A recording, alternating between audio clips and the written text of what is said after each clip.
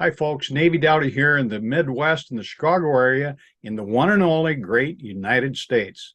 We all hate record keeping, right? I mean, really, who wants to keep records?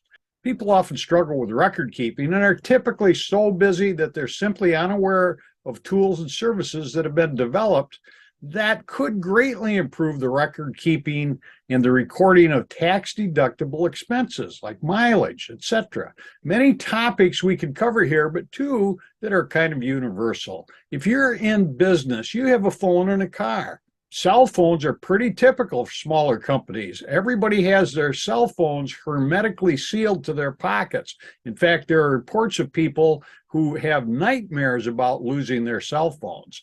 What we usually see is a personal cell phone bill of about $100 to $250 a month. And of course, the business owner wants to deduct it all.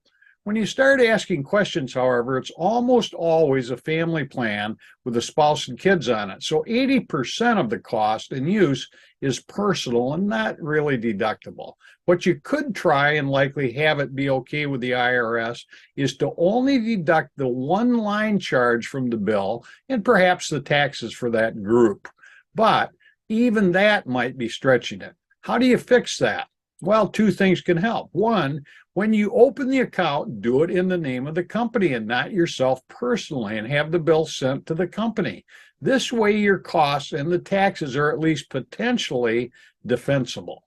Then hire your family. Just to deduct the cell phone? No, not, of course not. But really hire your kids and hire your spouse. It doesn't need to be full time, but part of justifiable benefits as a policy noted in your company handbook and records could be a phone.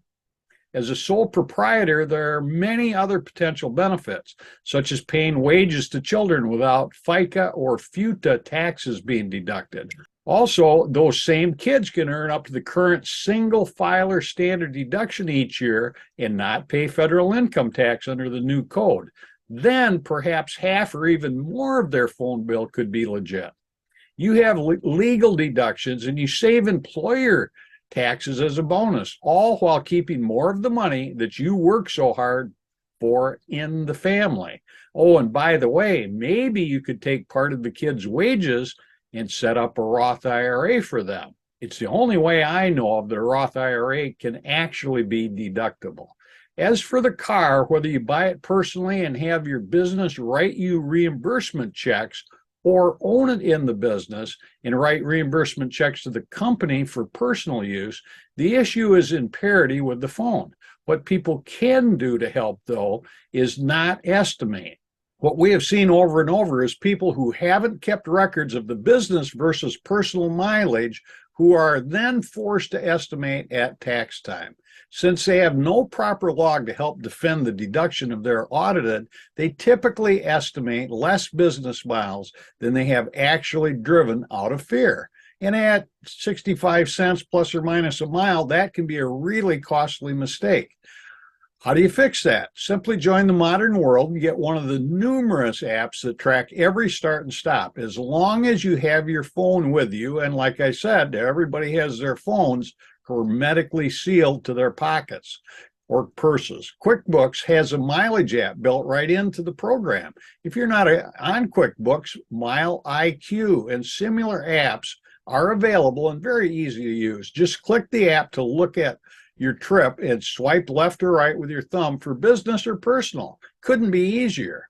It just takes a few moments to put a process and plan in place so you can enjoy the deductions. And more importantly, you will be able to defend them if you are audited. I'm Navy Dowdy, and remember, financial fitness can be beneficial to your wealth.